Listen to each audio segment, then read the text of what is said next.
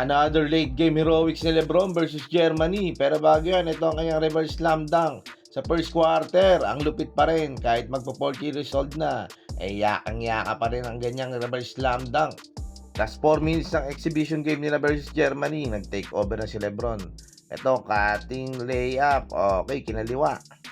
Lamang ng USA ng 1 point. Sabay naka-steal pa si Lebron. He's doing everything, both ends of the floor. Mapa-opensa man o depensa.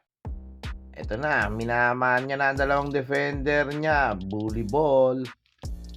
Sinamahan pa yan ng isang clutch 3 points mula sa assist ni Davis. Kaboom. Lamang na 4 ang USA, 90-86. 1.5 na lang. At ito ang pinaka-dagger dyan. Under 1 minute. Binuli ball na naman si Schroeder sa ilalim. Easy 2 points. Sabay shrug ng shoulder. Pinapagpag niya lang mga defender. Kayang-kaya. Hindi na nagawa ng Germany na makahabol. At sa huli nga, panalo ang USA.